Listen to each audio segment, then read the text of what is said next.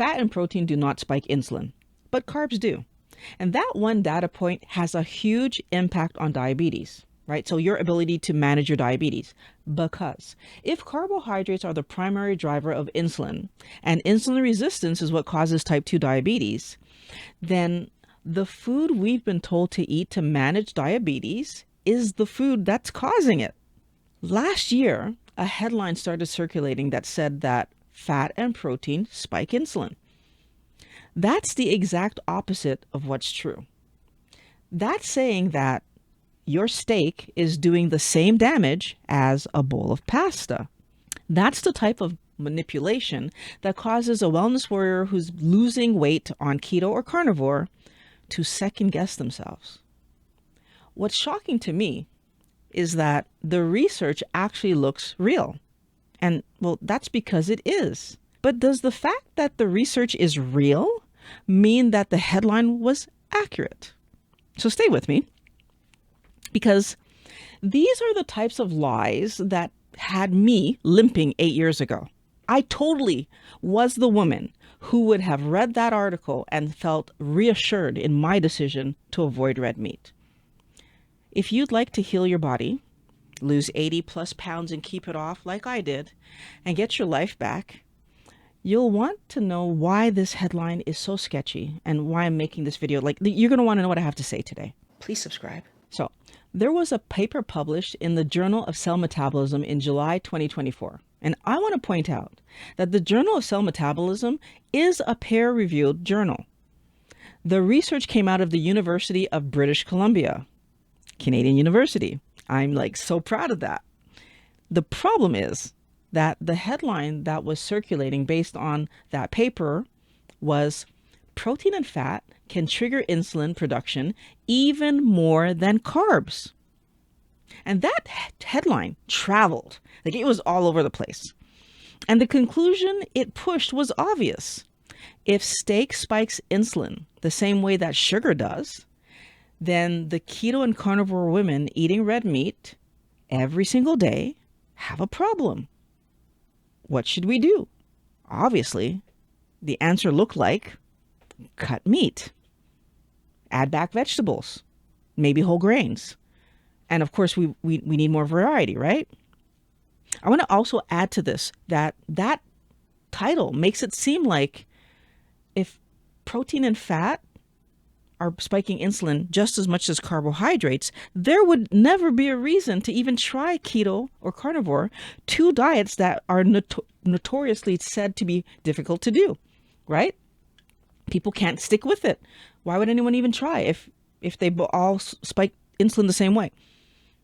If you follow the logic all the way through, no matter how you look at it, what it comes back to is sticking with the standard American diet, standard Canadian diet, wherever you're from. Stick with your diet.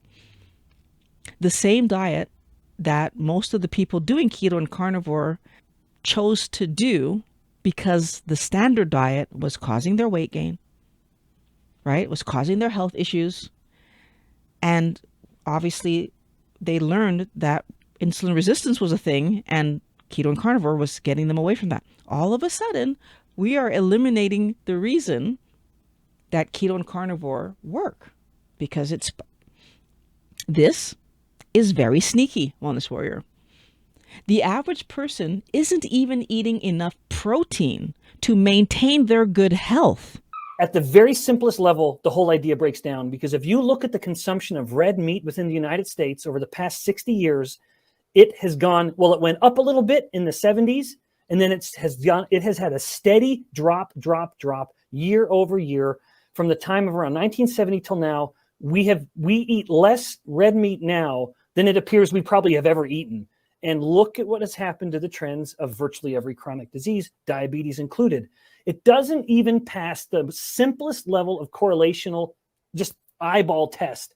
You look at one curve of saturated fat or red meat, I'll say, because I'll get to saturated fat in a second. I mean, by every metric of USDA and the United States monitoring consumption patterns, red meat is going down and diabetes keeps going up. It just doesn't work. Even at the most superficial level, the whole idea breaks down. But the ones who've begun keto or carnivore correctly, they've been advised to increase their meat consumption. And of course, they're told to eat regular cuts of meat. So they're not going for the lean stuff. They are getting in good amounts of protein and fat. And the people who were doing it correctly have already started feeling amazing and telling their friends about it. Like, we are screaming to everyone who will listen to us that the diet works. Our bodies are working, right? Our numbers are improving. And then eventually, at some point, these people are going to face a doctor or a nurse who is going to inform them about this research. That headline lands the hardest on every woman who's made the most progress with their keto or carnivore lifestyle, right? And has, because of the progress, they have the most to lose from this kind of manipulation. And that's worth paying attention to. Because the most effective way to pull somebody off a diet that's working isn't to tell her that it isn't working, right? She's not going to believe you. My weight is going down. My numbers are improving. What do you mean the diet's not working? She's not going to listen to you. What you need to do is tell her that the diet that she's doing is a problem for a different reason. But the question I want you to ask, Wellness Warrior, is, did they actually test the diet? So let's look at the research and how they came to the conclusions that they came to, that protein and fat spike insulin more than carbs. The study was done on 140 people who had died and donated their organs. Pancreatic islet cells were placed in a petri dish and dripped with 3 different solutions. We have glucose, amino acids, and a fat mixture. Then they measured the insulin response. That's it. That was the study. There was no steak, or there was no meal. There was a dish and some isolated cells, not even a chain of cells, they were isolated, and one of 3 nutrients dripped all over them. There was no human with a stomach, liver, gut, hormones, muscle tissues, nervous system to mess with any of these findings, right? Because had we eaten the food, okay, so let's take a look at what they found. For the majority of donors, so that's most of the people, glucose produced the highest insulin response. Amino acids produced a moderate insulin response. Fats produced a minimal insulin response. That's exactly what is normal and expected to happen, Wellness Warrior. There's no story here. Carbohydrates cause the spike. Everything else caused normal responses. That is exactly the opposite of the headline that said that fat and protein spiked insulin more than carbs, The senior author of the study, Dr. James Johnson at the University of British Columbia, said, glucose is the well-known driver of insulin. So where did the headline actually come from? There was a subgroup. About 8% of the donor cell samples showed a higher insulin response to fat than glucose. About 9% showed a higher insulin response to amino acids than glucose. So I'm going to acknowledge that 8 to 9% isn't nothing. But it absolutely is not everyone. 9% is a minority. And even if we sum together the 9 and 8 to make 17%, still a minority. But it gets worse. The original paper, so the research, has an explanation for the response of the pancreatic cells to fats and proteins. The donors whose cells reacted to the fats and proteins had a classic signs of prediabetes and diabetes. The cells that behaved unusually in response to fat and protein were already damaged cells. Cells that were not functioning normally to begin with. In a pre-diabetic or diabetic scenario, our pancreas can be so overloaded with carbohydrates, sugar, 2 words for the same stuff, can be so overloaded with carbohydrates and the excess fats our body is forced to store because of those incoming carbohydrates that it loses its selectivity to carbs and starts responding to fat. Our body, so our pancreas, starts responding to something it never responded to before. And obviously it is responding to protein too, we're learning from the study. That scenario seems to be what leads to that 8 to 9% hyper responders. Basically, our pancreas is insulin resistant. And what drives insulin resistance? That standard American diet they're trying to get you to resume eating. With regards to kind of plant-based view, the most common refrain is that saturated fat causes insulin resistance and thus causes type 2 diabetes. To just sort of finish that final question, because I have very, very strong thoughts on that. And if I may say so, I can speak with some authority because I've published multiple reports on that. Much of my fellowship experience and the manuscripts that came from it was based on exploring the differential effects of fatty acids and causing insulin resistance. So this is what they get right. And then I'll say what they get wrong, because what they get wrong outweighs what they get right. What is correct is that when you take a cell culture, so I'm growing muscle cells or fat cells in a little petri dish. Yes. And if you incubate those cells with palmitate, the most common saturated fat in the bloodstream, they will become insulin resistant. Absolutely. And that leads, that's what they get. That's what they get right. That is true. But where they get it all wrong is once you go one step deeper up or one step further up, when you say, okay, what about the whole body? Is treating cells analogous to eating saturated fat that may come from red meat? It is not. Jeff Volek has shown very, very conclusively that if carbohydrate consumption is going down, even if you double or triple the amount of saturated fat a person is eating, the amount of saturated fat in the person's blood is significantly reduced. Yep. And then as you titrate the carbs up, even if saturated fat is down, now all of a sudden saturated fat in the bloodstream starts to go up. So the great myth is them assuming that these studies, some of which are my own publications, I published those reports, and I had to go through my own evolution and awareness to realize, wait a minute, Ben, you're enough of a physiologist. Yeah, I'm a cell biologist, but I'm enough of a whole body guy to realize that treating cells with palmitic acid is not the same as eating a steak. Absolutely. And indeed, the evidence doesn't back it up.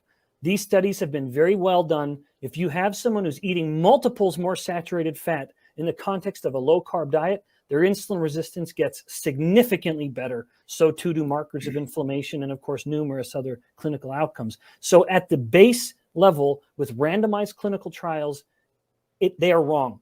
The mission that they're on, even if it's with the best of intentions, and I don't know that it always is, to be perfectly frank. Agreed. I can speak as a person who has published and conducted these experiments. What you see in a cell culture does not translate to the whole body in the consumption of fats. Basically, it's as if someone mixed rice and peas together. If you only had a cup to sort through, right? You're going to sit there and you're going to go through it. Yeah, you'd probably get through it in about an hour and probably do an amazing job. All the rice on one side, all the peas on the other side, no problem.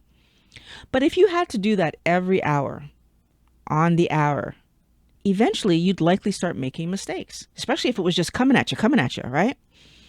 And if that scenario lasted for years, you just had to keep sorting, you'd likely stop paying enough attention to do a good job. Bottom line, as Dr. Bickman has stated, what happens in a petri dish is not what happens when a human body, right, sits down and eats a meal. The researchers knew this. They said so. The science was honest. The headline was not. Read that headline again, Wellness Warrior. Protein and fat can trigger insulin production even more than carbs. What are we supposed to do with that information? I can tell you what I would have done with it. Years ago, back then, meat is protein and fat. They make sure they screen that to us all the time. Plants have protein.